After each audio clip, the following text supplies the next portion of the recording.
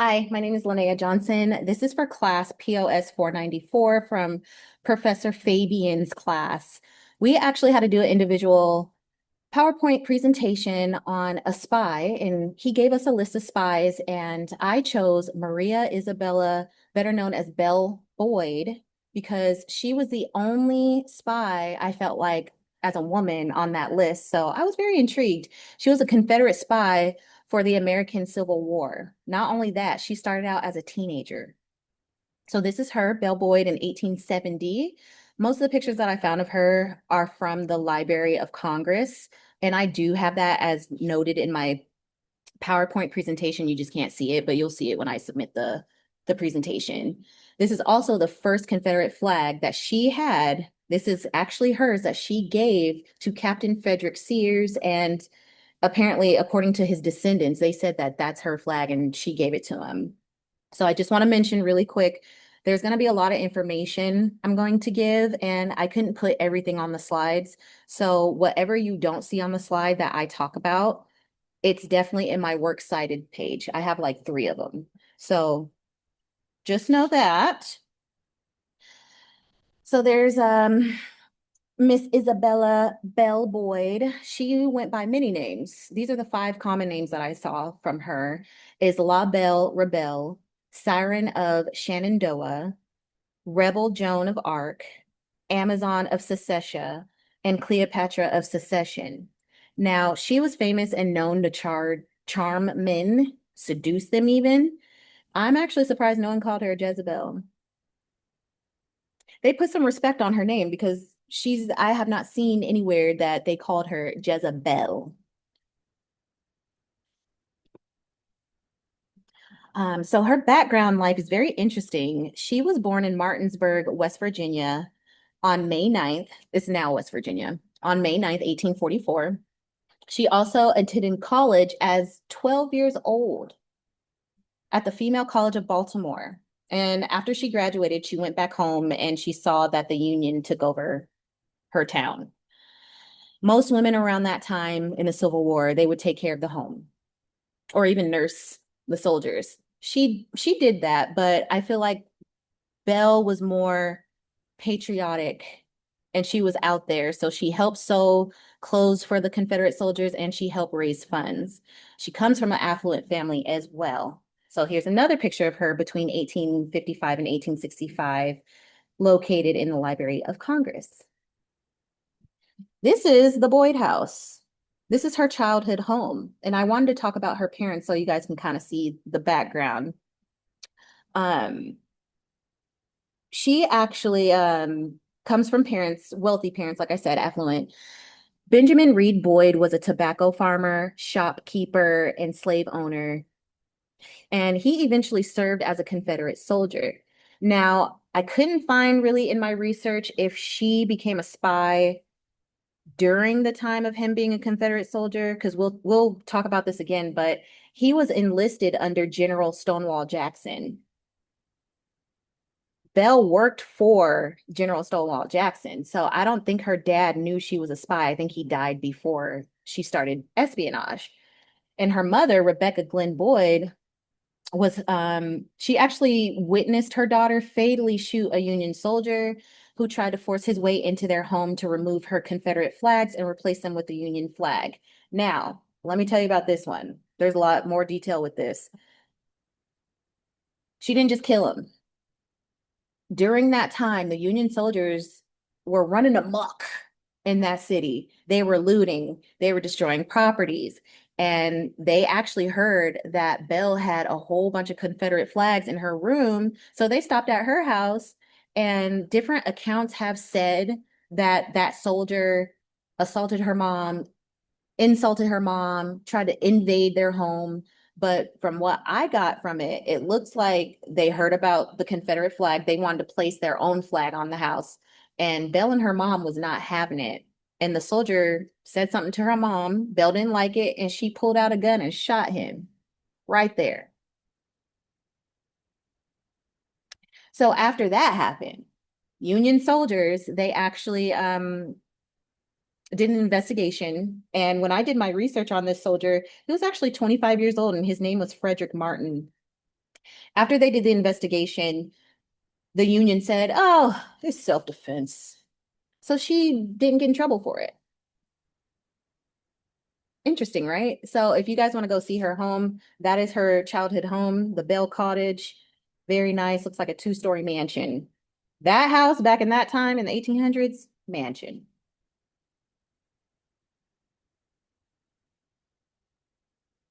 Also, oh, I want to go back. Also, I want to mention with this, because they were slave owners, Belle Boyd had a slave that she taught to read and write. Her name was Eliza Corsi.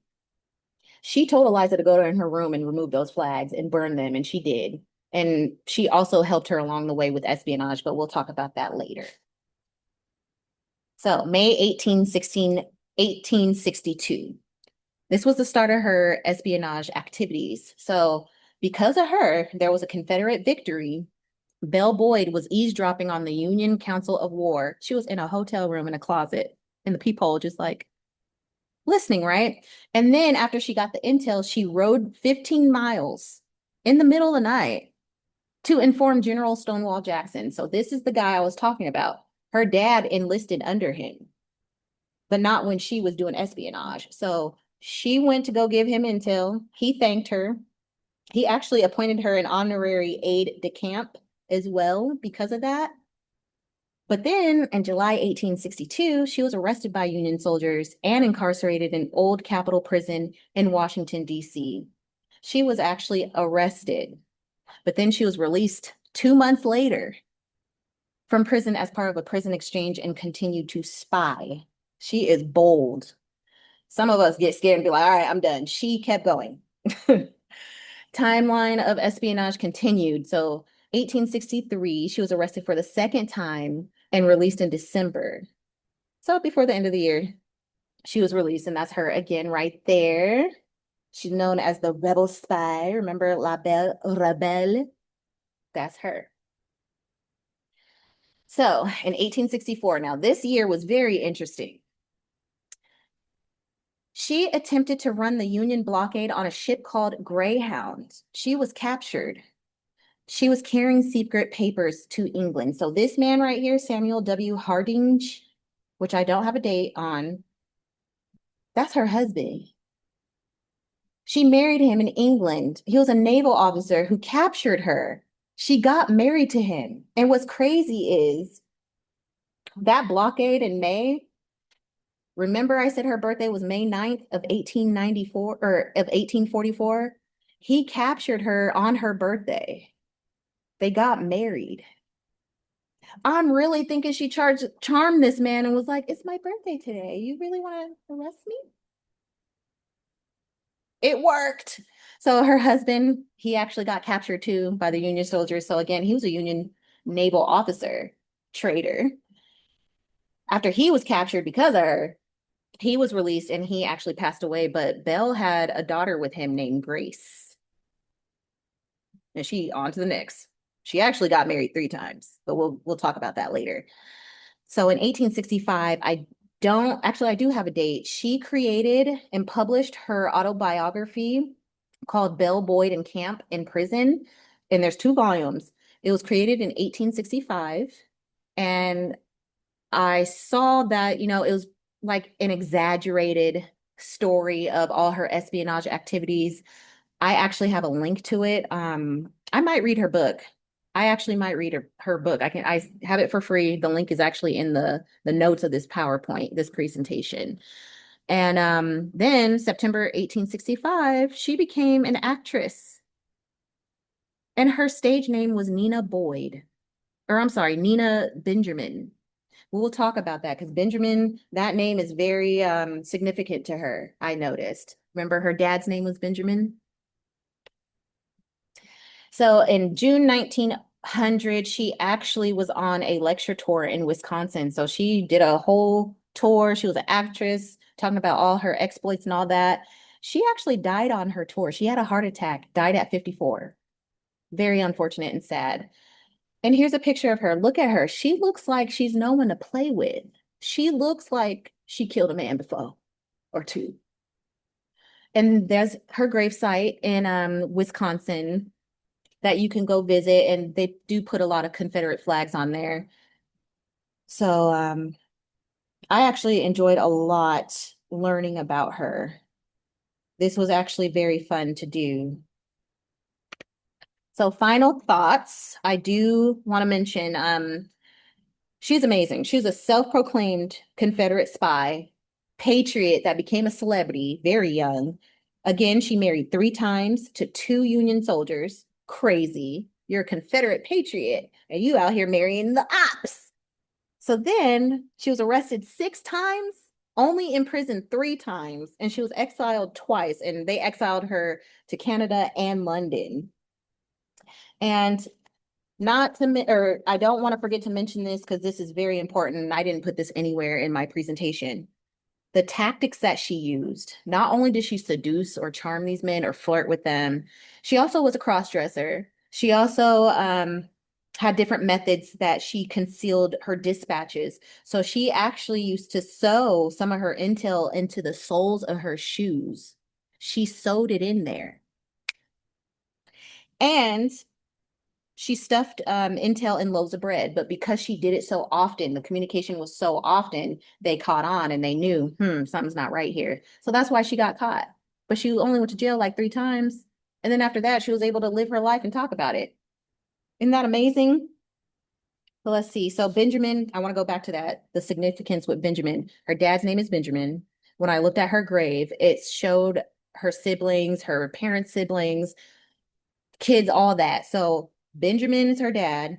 She had a baby brother that passed away when she was 1 years old. When he was 1 years old, he was junior. He was Benjamin Jr. And then she also had a famous run-in where she told off a general and a Union general, and his name was Benjamin Beast Butler. I guess this encounter was like huge, but her stage name is Nina Benjamin. So I was like, huh, she must really like that name. Probably for, in honor of her dad. And also I noticed her dad named her after his 2 sisters. One of the sisters' name is Isabel and the middle name is Maria. So it's just interesting. So I really enjoyed this class. I really enjoyed this presentation, and I hope that I can learn more. And I also want to mention, at first, I didn't even, when I was researching her at first, I was just like, I don't know why she was so famous, because the Confederates, they did not win the Civil War. Remember, the Union won. So why was she so special? I told you exactly why, many reasons why. Have a good night.